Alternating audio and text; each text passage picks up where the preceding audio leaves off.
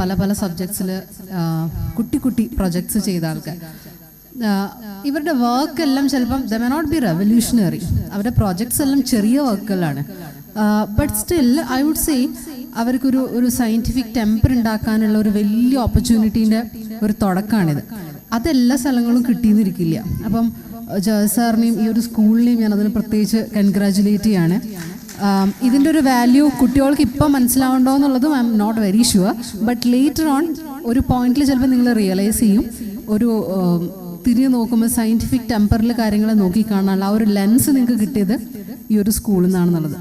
Jar sir first എൻ്റെ അടുത്ത് approach ചെയ്ത് ഇങ്ങനെ ഒരു റിക്വസ്റ്റ് ചെയ്തപ്പോൾ I was little sceptical, thinking that ചെറിയൊരു കുട്ടീനെ എങ്ങനെയാണ് ഒരു റിസർച്ച് പ്രോജക്റ്റ് ചെയ്യിപ്പിച്ചെടുക്കുക, അതിനുള്ള എനർജി എഫേർട്സും ഇവർക്കിടാൻ പറ്റുമോ, എനിക്കതുപോലെ തിരിച്ചങ്ങോട്ട് കൊടുക്കാൻ പറ്റുമോ, ഞങ്ങൾക്കിടയിലെ കമ്മ്യൂണിക്കേഷൻ എങ്ങനെയാവും എന്നൊക്കെ ഉള്ളത്. പക്ഷെ സർപ്രൈസ് ചെയ്തുകൊണ്ട് ടോപ്പിക് സെലക്ഷനിലും ത്രൂ ഔട്ട് ദ വർക്ക് അവർ കാണിച്ച ഒരു കമ്മിറ്റ്മെൻറ്റ് അത് എടുത്തു പറഞ്ഞേ പറ്റുള്ളൂ.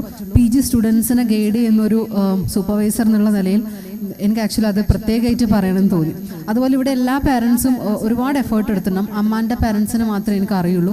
അവർ ഒരുപാട് സമയമെടുത്ത് നിരന്തരം കോൺടാക്റ്റ് ചെയ്യുകയും മീറ്റ് ചെയ്യുകയും ചെറിയ ചെറിയ ഹെൽപ്പ് അവന് പറ്റുന്ന തരത്തിൽ പ്രൊവൈഡ് ഒക്കെ ചെയ്തിട്ടുണ്ട്. സോ ഇതിൻ്റെ ഒരു ഭാഗമാവാൻ കഴിഞ്ഞു എന്നുള്ളത് വളരെ സന്തോഷത്തോടു കൂടി തന്നെ, ഈ കുട്ടികളുടെ കൂടെ കൂടാൻ പറ്റി എന്നുള്ള സന്തോഷത്തോടു കൂടി തന്നെ ഞാൻ അറിയിക്കുന്നു. Thank you for the opportunity and congratulate all dear students and parents.